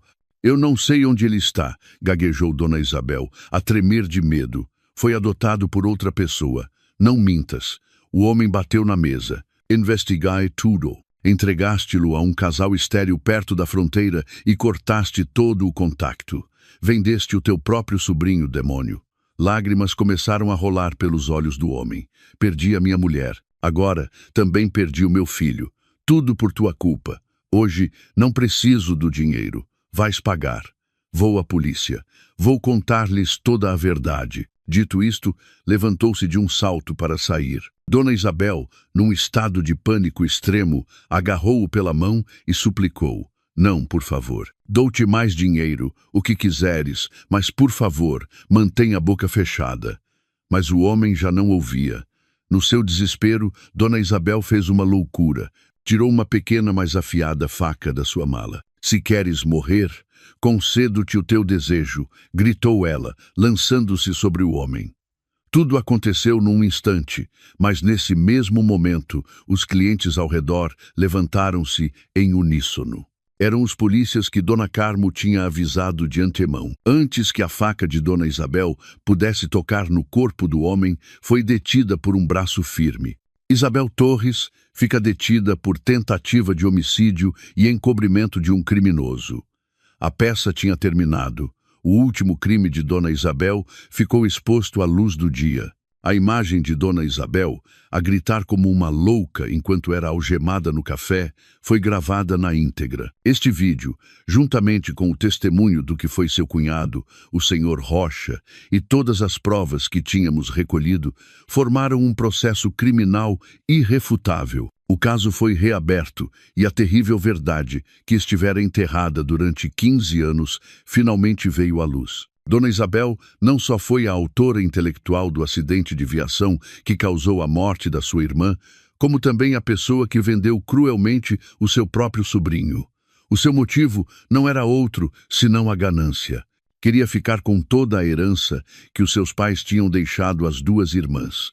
Comprou o silêncio do Sr. Rocha com dinheiro e a promessa de cuidar do seu filho. uma promessa que quebrou brutalmente. A detenção de Dona Isabel abalou a alta sociedade de Lisboa. A notícia espalhou-se como um rastilho de pólvora. O Diogo, ao saber da detenção da sua mãe, desmoronou-se por completo. Correu para a esquadra, mas já era demasiado tarde. O império que mãe e filho tinham construído sobre mentiras e crimes começava a desmoronar-se. Este era o momento que eu esperava. Enquanto o Diogo estava mergulhado no caos, lancei o meu golpe de misericórdia. Apresentei todas as provas do desvio de fundos da empresa do Diogo, da criação de contratos fantasma e da fraude fiscal ao Departamento de Investigação Criminal da Polícia Judiciária. Dou-te mais dinheiro, o que quiseres, mas, por favor, mantenha a boca fechada. Mas o homem já não ouvia. No seu desespero, Dona Isabel fez uma loucura. Tirou uma pequena, mas afiada faca da sua mala. Se queres morrer, concedo-te o teu desejo, gritou ela, lançando-se sobre o homem. Tudo aconteceu num instante, mas nesse mesmo momento, os clientes ao redor levantaram-se em uníssono. Eram os polícias que Dona Carmo tinha avisado de antemão. Antes que a faca de Dona Isabel pudesse tocar no corpo do homem, foi detida por um braço firme. Isabel Torres fica detida por tentativa de homicídio e encobrimento de um criminoso. A peça tinha terminado. O último crime de Dona Isabel ficou exposto à luz do dia. A imagem de Dona Isabel, a gritar como uma louca enquanto era algemada no café, foi gravada na íntegra. Ao mesmo tempo, apresentei um pedido de divórcio no tribunal, anexando todas as provas da sua infidelidade, do complô para me humilhar e da sua cumplicidade no encobrimento dos crimes da sua mãe. Uma verdadeira tempestade abateu-se sobre a cabeça de Diogo Almeida. Teve de enfrentar duas guerras simultaneamente. Por um lado, uma investigação criminal que o poderia levar para a prisão. Por outro, um processo de divórcio que o poderia deixar na ruína. A sua aparência elegante e sofisticada tinha desaparecido, deixando apenas uma figura patética e miserável. Mas no meu coração não havia nem um pingo de compaixão, nem de perdão. Esbocei um sorriso frio. Perdão? Com que direito pronuncias essas duas palavras? Quando tu e os teus amigos depravados tentaram despir-me no meio da festa, pensaste no perdão? Quando conspiraste com a tua mãe para roubar o patrimônio da minha família, pensaste no perdão? E quando sabias perfeitamente que a tua mãe matou a tua tia e se desfez do teu primo, e ainda assim guardaste silêncio e a encobriste, pensaste no perdão? Cada uma das minhas perguntas era como uma lâmina que se cravava no seu coração. Ele ficou sem palavras. Não me deves um pedido de desculpa apenas a mim, Diogo. A minha voz tornou-se firme. Deves-lhe ao meu pai, a criança no meu ventre, à tua tia e ao teu desafortunado primo. É uma dívida que não poderás pagar, nem em toda uma vida. Virei-lhe as costas, não querendo ver o seu rosto miserável, nem mais um segundo. A justiça encarregar-se-á de tudo. Foram as minhas últimas palavras para ele. Dias depois, foi emitido um mandado de detenção contra o Diogo para fins de investigação. Foi algemado e retirado da sua própria empresa perante o olhar de centenas de funcionários. Nesse momento, soube que o jogo realmente tinha terminado. Tinha ganho, mas foi uma vitória amarga, conseguida com demasiadas lágrimas e dor. Depois da detenção do Diogo, recebi uma visita inesperada. A mulher que se tinha interposto no nosso casamento, a secretária chamada Laura, veio procurar-me à residência de Dona Carmo, onde eu estava alojada. O seu ventre estava bastante saliente. Não tinha o aspecto altivo e triunfante que eu vira nas fotos. O seu rosto estava emaciado e os seus olhos inchados de chorar. Não gritou nem me insultou. Simplesmente olhou-me com uma mistura de ressentimento e súplica. Senhora Sofia, por favor. A sua voz era rouca. Salve o Diogo. Ele não é uma pessoa completamente má como a senhora pensa. Fez tudo por mim e por esta criança. Olhei para ela e para o seu ventre. Sentimentos complexos surgiram em mim. Também era mulher e futura mãe. Podia entender o seu medo, Mas essa compaixão não podia apagar o que ela e o Diogo tinham feito. Dizes que ele o fez por ti e pela criança, perguntei com calma. Sabias que o dinheiro com que ele te comprou o apartamento e o carro era dinheiro desviado da empresa? Sabias a quantas pessoas ele levou à falência para conseguir grandes contratos? E sabias o quão cruel ele foi com a esposa que começou com ele do zero? Ela baixou a cabeça em silêncio. Sabia, ou pelo menos suspeitava, mas escolheu fechar os olhos e desfrutar de uma vida de luxo construída sobre a mentira e o sofrimento de outros. Não o posso ajudar, disse eu com firmeza. Ele tem de pagar pelo que fez. E quanto a ti e à criança, essa foi a tua escolha. Escolheste esse caminho, por isso agora tens de assumir as consequências. Entrei em casa sem lhe dar mais oportunidade de suplicar. Não era malvada, mas também não era uma santa. O meu perdão não podia ser para aqueles que tinham sido cúmplices do mal. Só esperava que a criança inocente no seu ventre pudesse ter uma vida melhor no futuro, sem ser afetada pelos pecados dos seus pais. O último raio de esperança foi a notícia sobre o primo desaparecido do Diogo. Com a investigação policial e a ajuda de organizações sociais, iniciou-se uma busca em larga escala e ocorreu um milagre. Encontraram o rapaz, agora um jovem de 20 anos, numa pobre vila pescatória perto de Peniche. Tinha sido adotado por um casal de pescadores sem filhos e vivia com o nome de Tiago. A sua vida tinha sido dura e humilde, mas crescera saudável e tornara-se um jovem bom e simples. O dia do reencontro foi um mar de lágrimas. O senhor Rocha, libertado sob fiança à espera do julgamento, abraçou o filho que encontrara depois de tantos anos e chorou como uma criança. Eram lágrimas de arrependimento e de felicidade tardia. Eu também estive lá. Ao ver o Tiago, um jovem com olhos amáveis e um sorriso inocente, doeu-me o coração. Deveria ter tido uma vida mais próspera e feliz. Decidi dar-lhe parte do meu patrimônio como compensação. Iria apoiá-lo para que pudesse estudar e ter um futuro melhor. Era a única maneira que tinha de consolar a alma da falecida tia do Diogo. Semanas depois, recebi uma carta manuscrita da prisão. A letra trêmula e torta era do Diogo. Não queria abri-la. Não queria trazer à tona nada que pertencesse ao passado, mas no final, abria. Queria ver o que este homem tinha a dizer no final. Para a Sofia. Quando leres isto, tudo terá terminado de verdade. Não te escrevo para te pedir perdão. Sei que não tenho direito. Só quero dizer-te uma coisa, algo que talvez nunca acredites. Eu amei-te de verdade. Quando te conheci naquele café, livraria, fiquei realmente fascinado pela tua pureza e pela tua força. Os anos de empreendedorismo contigo, duros mas felizes, foram os dias mais autênticos da minha vida. Mas o dinheiro e a fama cegaram-me. Envolvi-me numa espiral de ganância e intrigas e destruí com as minhas próprias mãos o mais valioso que tinha. Transformei o nosso amor numa aposta e perdi tudo. Não espero que me perdoes. Só te peço que quando o nosso filho crescer, não lhe digas que o pai dele foi uma pessoa horrível. Mesmo que seja mentira, deixa-lhe uma recordação bonita. Tenho uma dívida para toda a vida contigo e com o nosso filho. Adeus, Diogo. Dobrei a carta sem derramar uma única lágrima. A sua confissão tardia já não significava nada para mim. O amor morrera, só restava o vazio. Ele tinha razão, tinha perdido, mas eu, a vencedora, também não me sentia feliz. Realizou-se o julgamento final. Por acusações de fraude organizada e desvio de fundos, difamação e cumplicidade no encobrimento de um homicídio, Diogo Almeida e a sua mãe, Isabel Torres, receberam as sentenças mais severas. O Diogo foi condenado à prisão perpétua e Dona Isabel, considerando a sua idade avançada e a sua atitude cooperativa, a 20 anos de prisão. Os amigos do Diogo, João e Nuno, e outros implicados no branqueamento de capitais, também tiveram de pagar o preço de passar a sua juventude atrás das grades.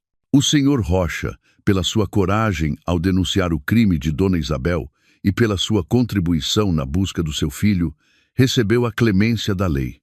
Foi condenado à liberdade condicional e reuniu-se com o seu filho. No dia da sentença, Não fui ao tribunal. Não queria voltar a ver os seus rostos. Soube da notícia pelo jornal. Quando li as palavras prisão perpétua, o meu coração estava estranhamente tranquilo. Todo o rancor e o ódio pareceram desvanecer-se com esse veredito.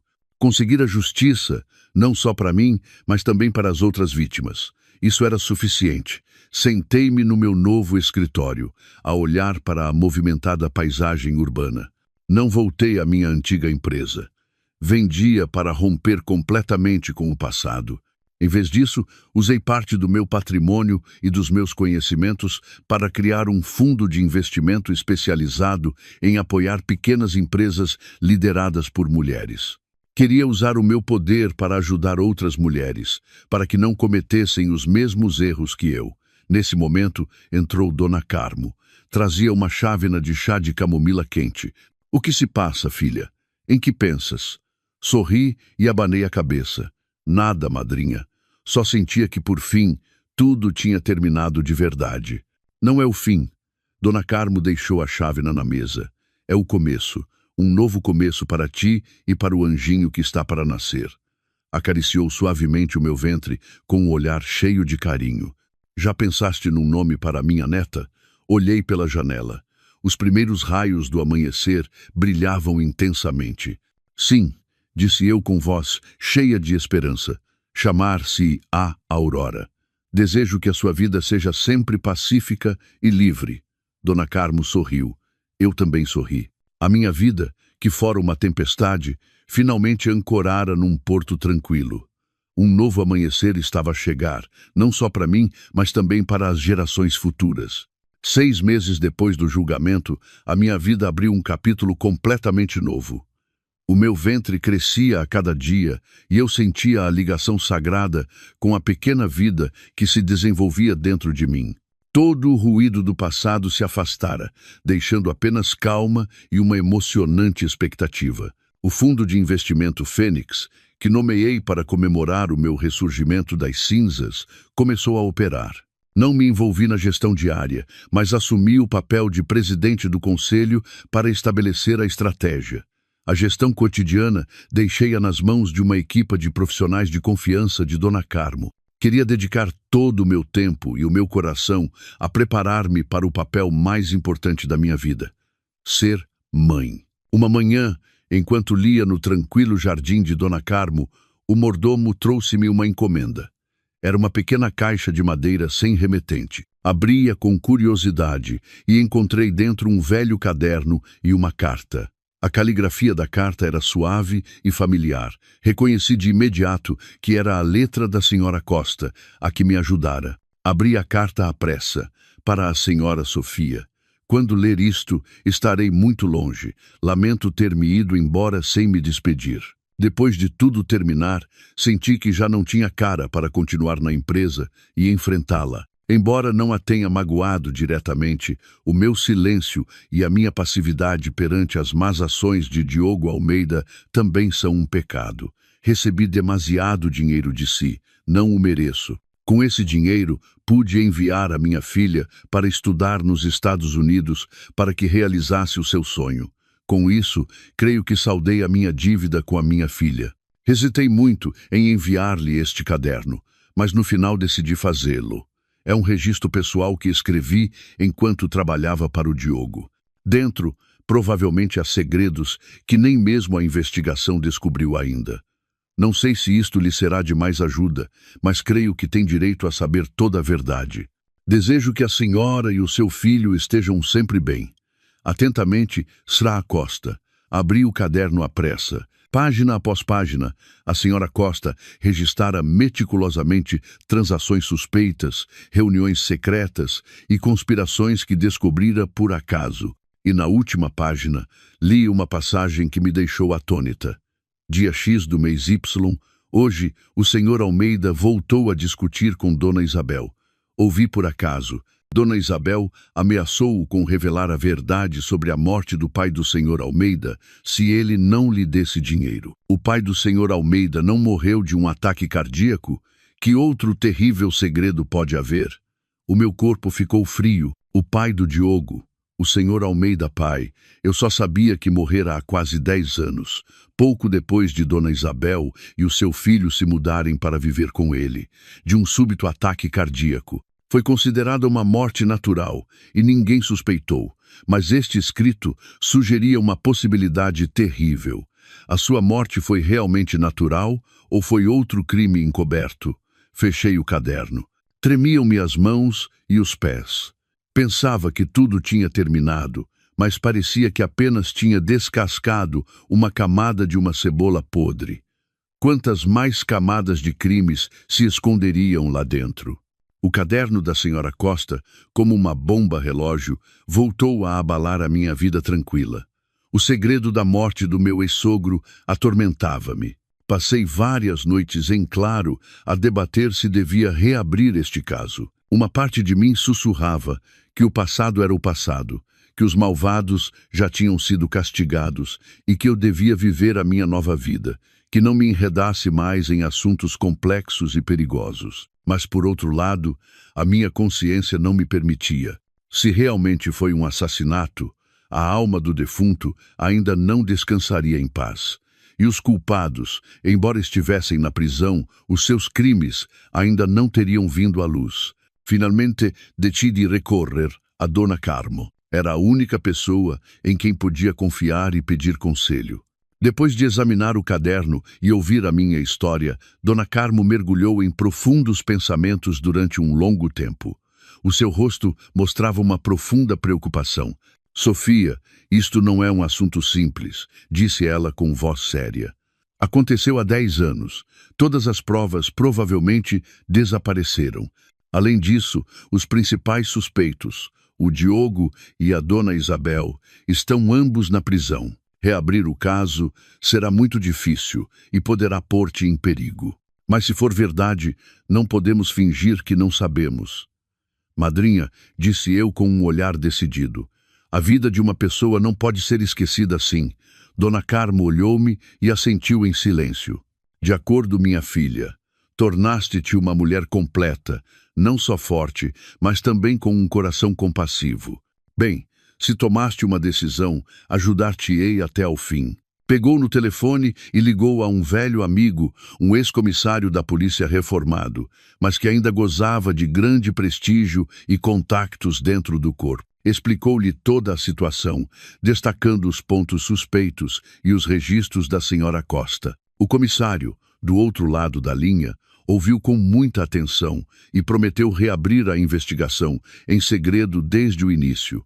A investigação foi levada a cabo em silêncio. Tentei não me distrair, concentrando-me na minha gravidez e na gestão do fundo de investimento.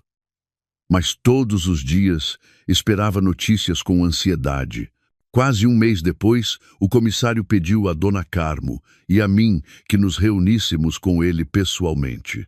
Encontramos alguns avanços, disse ele com voz baixa e segura. Segundo os registros médicos, é verdade que o Sr. Almeida Pai tinha antecedentes de doença cardíaca, mas o estranho é que na noite da sua morte só estava a Dona Isabel em casa. O Diogo estava em viagem de negócios nessa altura. A Dona Isabel declarou que ele teve um ataque cardíaco súbito e morreu antes de a ambulância chegar. O que é estranho? Perguntei com impaciência. Voltamos a encontrar o paramédico que foi ao local nesse dia.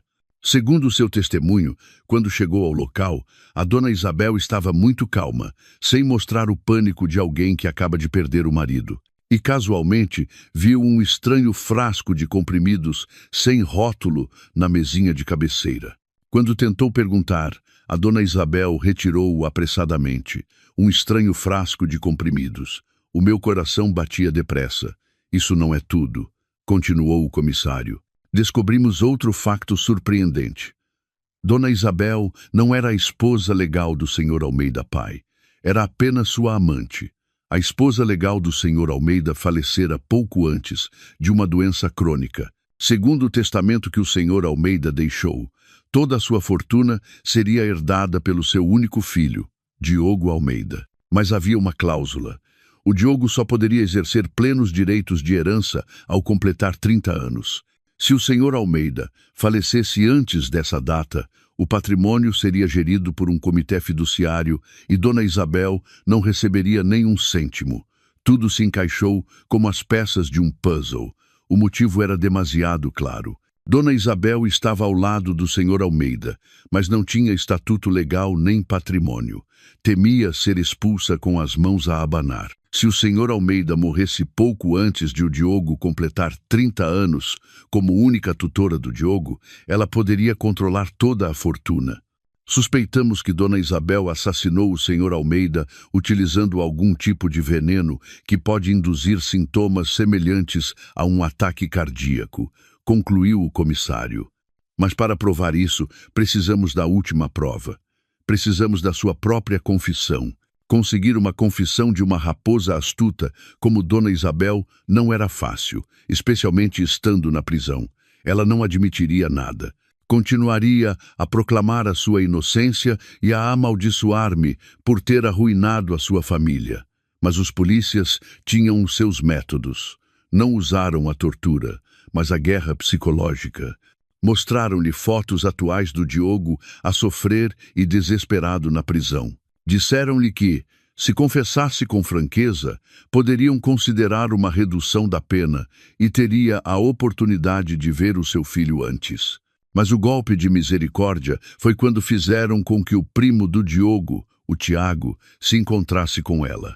Aquele jovem bom e simples ajoelhou-se diante da mulher que destruíra toda a sua família, sem uma única palavra de reprovação. Apenas lhe fez uma pergunta. Tia, por que fez isso à minha mãe? Que mal lhe fez a minha mãe? Essa pergunta inocente e dolorosa foi o que derrubou por completo a última barreira de defesa de Dona Isabel. Olhou para o Tiago. Viu a imagem da sua desafortunada irmã e a do seu próprio sobrinho que abandonara cruelmente. Apoiou a cabeça na mesa e começou a soluçar. E entre soluços, confessou tudo.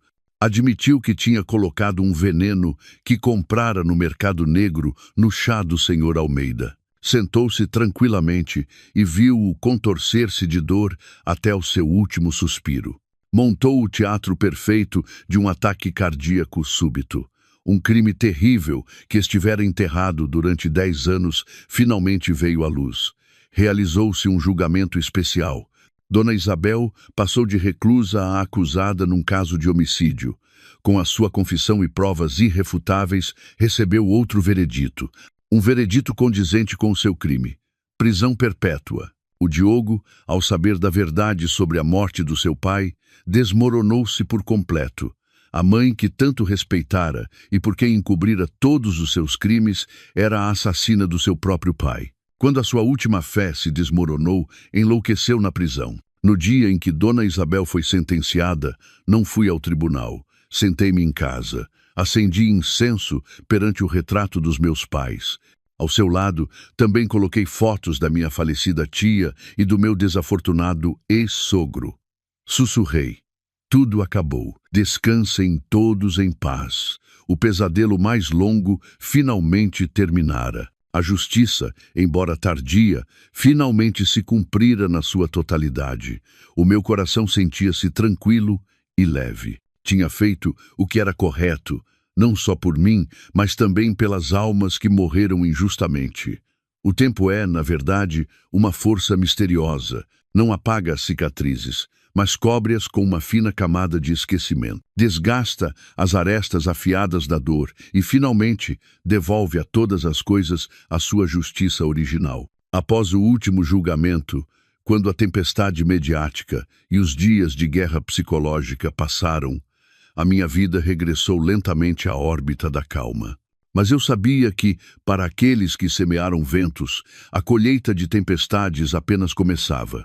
A rede do céu é grande e as suas malhas são largas, mas não deixa escapar nada. A rede que eles mesmos teceram com ganância e maldade finalmente os aprisionou sem lhes deixar escapatória. O primeiro a beber o cálice amargo foi, como não podia deixar de ser, Diogo Almeida, o homem que uma vez foi o meu mundo inteiro, o marido que amei com toda a minha inocência e paixão. Agora era apenas um nome frio num registro penitenciário. A sentença de prisão perpétua foi o ponto final na vida de ostentação que ele construíra sobre mentiras. Às vezes, através do meu advogado, chegavam-me notícias dele. Já não era o arrogante e poderoso presidente Almeida. As 4 paredes frias da cela arrancaram-lhe rapidamente a sua brilhante carapaça, revelando um perdedor miserável. Nos primeiros meses, ainda se manteve desafiador. Gritava, amaldiçoava e afirmava que tudo era culpa minha e da conspiração da sua mãe. Ainda acreditava que, com os contactos e o dinheiro que lhe restavam, poderia recorrer e dar a volta à situação. Mas quando seu recurso foi indeferido, quando os amigos e sócios que uma vez o elogiaram lhe viraram as costas um após o outro, e quando ninguém, exceto o seu advogado de ofício, foi visitá-lo, começou a perceber que o jogo realmente terminara. Perdera por completo. Dizem que começou a guardar silêncio.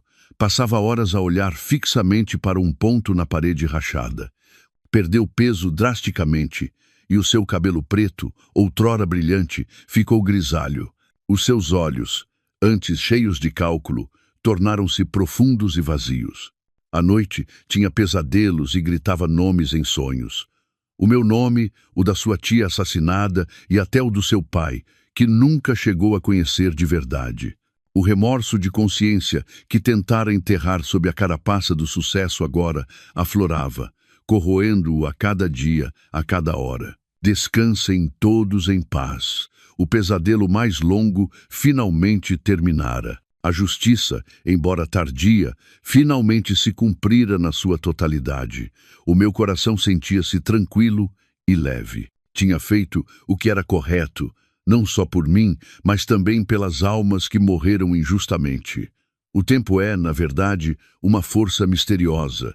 Não apaga as cicatrizes, mas cobre-as com uma fina camada de esquecimento. Desgasta as arestas afiadas da dor e, finalmente, devolve a todas as coisas a sua justiça original. O destino dos seus cúmplices não foi melhor.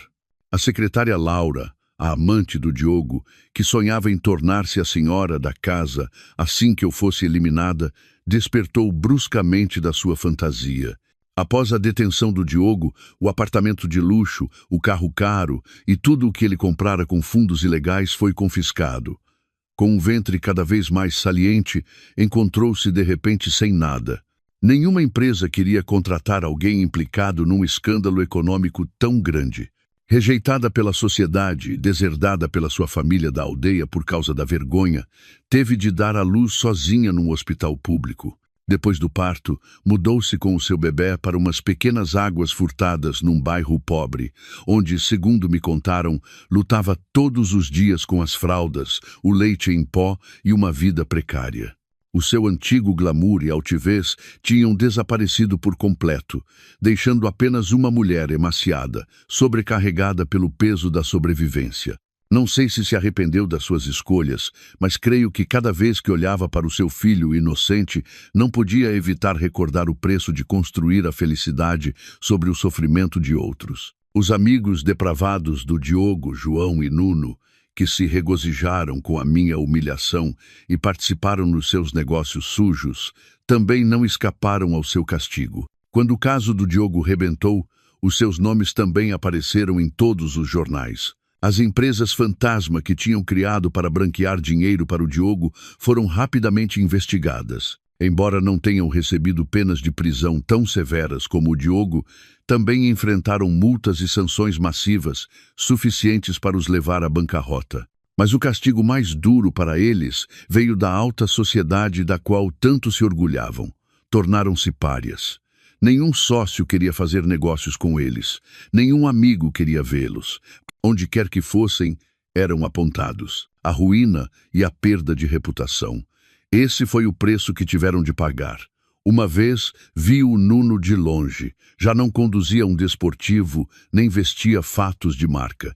Estava sentado sozinho num bar de tapas, com o rosto emaciado e a barba por fazer, a beber vinho desesperadamente. O preço de vender a própria integridade por prazeres vulgares foi o vazio e a falta de sentido de uma vida sem rumo. E, finalmente, a fonte de todo o mal, Dona Isabel. Para uma mulher da sua idade, uma condenação de 20 anos era, na prática, uma prisão perpétua. Mas o castigo da lei parecia demasiado leve em comparação com o que ela teve de suportar nos seus últimos anos. O choque da revelação dos seus crimes, a prisão do seu único filho e a perda de toda a sua fortuna destruíram por completo o seu corpo já debilitado. Na prisão, adoecia constantemente. De uma senhora servida por criados, teve de viver num ambiente duro e miserável. Mas o sofrimento físico não era nada comparado com o tormento mental. Os fantasmas da sua irmã assassinada, do seu sobrinho vendido e do marido que envenenou atormentavam-na todas as noites. Dizem que gritava e delirava durante a noite, chamando pela irmã, pelo sobrinho, para depois amaldiçoar e chorar. O arrependimento tardio transformou os seus últimos anos num inferno na terra. Morreu sozinha e miserável na enfermaria da prisão. No dia da sua morte, nenhum familiar veio reclamar o seu corpo. Nem mesmo o seu filho Diogo, por quem sacrificara tudo, pôde assistir. Partiu, esquecida como os próprios crimes que tentou enterrar. Quando soube da sua morte, não senti nem um pingo de satisfação, apenas um vazio e uma sensação de tristeza. A ganância transformou um ser humano num demônio e, no final, essa mesma ganância a devorou. Foi um círculo vicioso trágico, uma lição dispendiosa sobre o karma. No meio da imagem sombria do castigo, houve um raio de luz.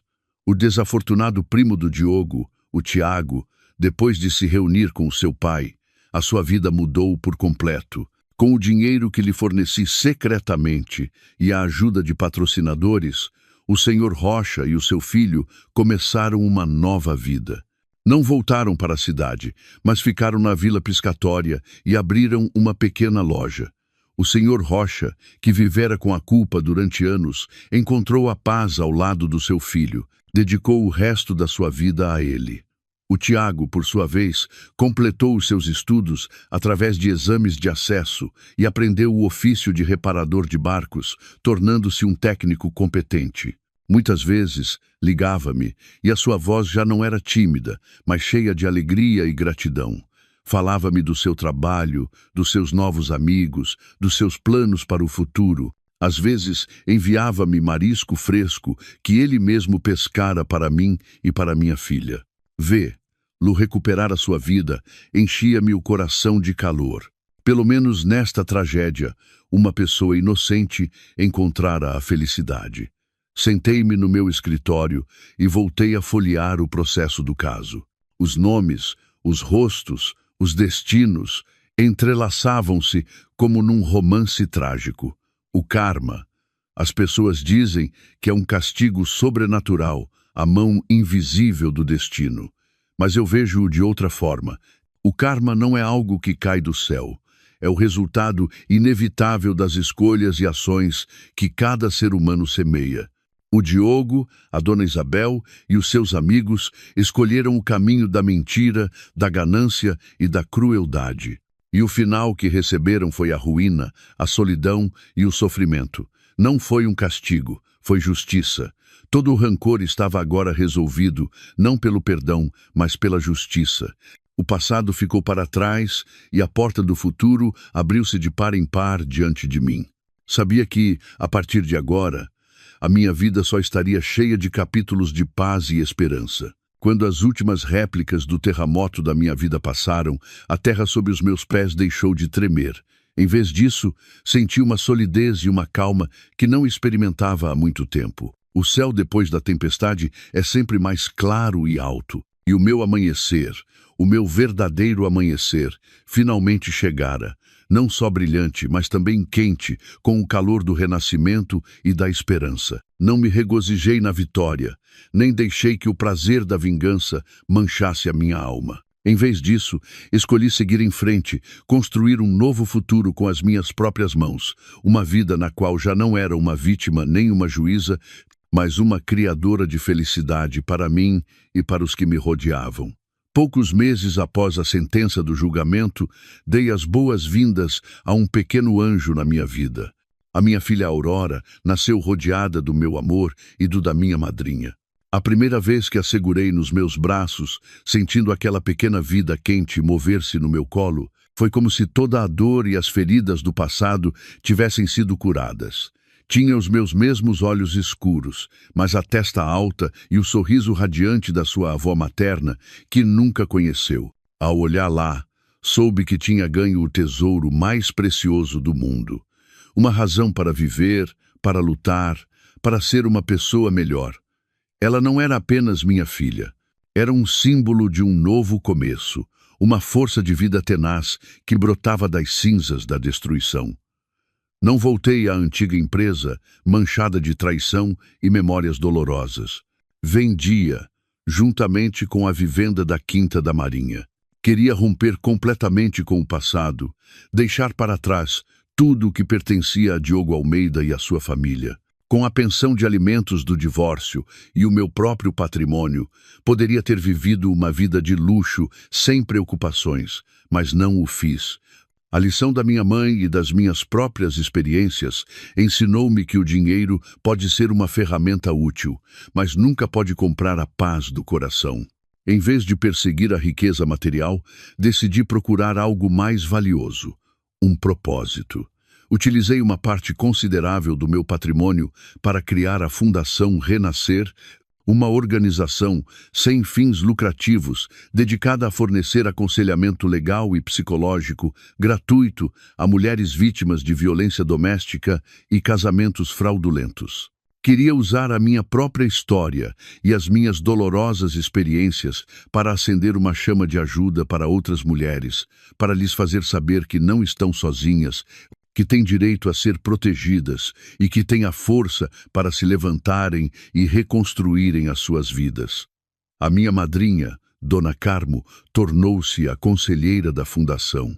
A sua sabedoria, experiência e contactos ajudaram a que a Renascer se estabelecesse rapidamente e tivesse um grande impacto social. Organizamos seminários, consultas legais e criamos um refúgio seguro para mulheres que precisavam de um lugar de emergência. Cada caso ajudado, cada sorriso recuperado após as lágrimas, trouxe-me uma alegria e uma paz infinitas. Transformei a minha própria dor numa força para a comunidade, e essa foi a melhor maneira de me curar a mim mesma. Paralelamente à fundação, comecei o meu próprio negócio, um negócio sem a sombra de nenhum homem. Não escolhi novamente o tumultuoso caminho dos negócios. Em vez disso, voltei a uma paixão tranquila que albergara desde a universidade. A arte. Abri uma pequena galeria chamada Aurora, não só para exibir as obras de jovens pintores talentosos, mas também como um lugar para dar aulas de arte gratuitas a crianças de meios desfavorecidos. Queria semear as sementes da beleza e da criatividade nas suas almas, para que a arte pudesse curar feridas e dar asas aos sonhos. A minha vida agora era atarefada, mas muito tranquila. De manhã, brincava com a minha filha, vendo-a explorar o mundo com os seus olhos claros. Durante o dia, ia para a galeria e mergulhava no mundo das cores e das ideias criativas. À noite, trabalhava na fundação, lendo processos, ouvindo histórias e procurando soluções com a equipa. Às vezes, Dona Carmo passava com comida deliciosa e conselhos valiosos. Sentávamos-nos juntas, 3 gerações de mulheres partilhando histórias e risos. O meu lar já não era uma vivenda fria, mas um verdadeiro refúgio cheio de amor e risos. Numa tarde de fim de semana, enquanto pintava desajeitadamente com a Aurora no jardim, o Tiago, o primo do Diogo, veio visitar-nos. Já não era o jovem tímido do campo. Depois de 2 anos de estudo com a minha ajuda e a de Dona Carmo, formara-se com distinção em engenharia e agora trabalhava como um competente engenheiro mecânico numa grande empresa naval. Trouxe à Aurora um modelo de barco de madeira que ele mesmo fizera. "Obrigado, Sofia", disse ele com voz sincera. "Se não fosse por ti, nunca teria saído daquela vila piscatória.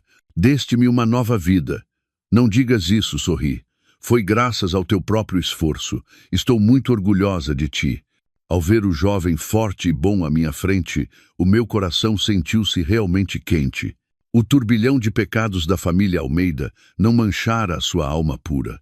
Ele era a prova de que, mesmo no ambiente mais escuro, a bondade e a vontade podem brotar e crescer. A vida transcorreu assim, em paz. Já não pensava muito no passado. Tornara-se uma página de um livro velho, uma lição guardada. Já não odiava o Diogo nem a Dona Isabel. Apenas sentia pena daquelas vidas que se tinham autodestruído pela ganância. Aprendi a perdoar, não por eles, mas por mim mesma, para não carregar mais o peso do ódio, para que a minha alma estivesse em paz e livre. Um dia, a rever velhas fotos da minha mãe, encontrei uma em que ela parecia jovem ao lado de um homem desconhecido. Sorriam muito felizes, e a forma como se olhavam estava cheia de afeto. Atrás da foto, uma nota manuscrita dizia: Lembrança da Madeira, 1990. De repente, percebi que não sabia quase nada da vida da minha mãe antes de conhecer o meu pai. Perguntei a Dona Carmo com a foto na mão. Ela olhou para ela e os seus olhos tornaram-se nostálgicos. Esse foi o primeiro amor da tua mãe, contou-me ela. Um pintor pobre, mas com muito talento. Amavam-se profundamente, mas tiveram de se separar por causa da oposição da família e da diferença de estatuto. A história de Dona Carmo surpreendeu-me. Afinal, a minha mãe também tinha um passado, uma história de amor agridoce. De repente, compreendi que mesmo as mulheres mais fortes têm os seus próprios cantos ocultos e as suas feridas no coração. O amor nem sempre tem um final feliz, mas o importante é como o enfrentamos, como nos levantamos depois da queda e continuamos a viver uma vida com sentido. Não tentei procurar o homem da foto. Respeitei o passado da minha mãe. Em vez disso, decidi fazer uma viagem. Levei a Aurora e a Dona Carmo a essa ilha de amor e memórias, a Madeira. Passeamos pela praia, vimos as palmeiras a balançar com o vento e visitamos uma pequena galeria numa colina isolada. No espaço tranquilo, entre as paisagens coloridas, senti uma estranha ligação com a minha falecida mãe. Era como se pudesse ver aquela jovem cheia de amor e esperança a caminhar por estas mesmas ruas. Naquela noite, sentámo-nos num pequeno café, a contemplar as luzes da cidade que brilhavam como uma galáxia. A Aurora dormia profundamente nos meus braços. Dona Carmo disse em voz baixa: Ao ver-te agora, penso na tua mãe. Ela estaria muito orgulhosa de ti. Sorri com satisfação. Sim, acho que a mãe também estaria orgulhosa. Não deixei que a tragédia da vida me destruísse. Levantei-me mais forte e vivi uma vida mais brilhante do que ela poderia ter esperado. Já não procuro um refúgio tranquilo noutro homem. Criei esse refúgio por mim mesma. Não é um castelo nem um império empresarial. É a liberdade da alma, a alegria do trabalho, o riso da minha filha e o amor incondicional dos meus entes queridos. O meu novo amanhecer não é um destino, é a própria viagem.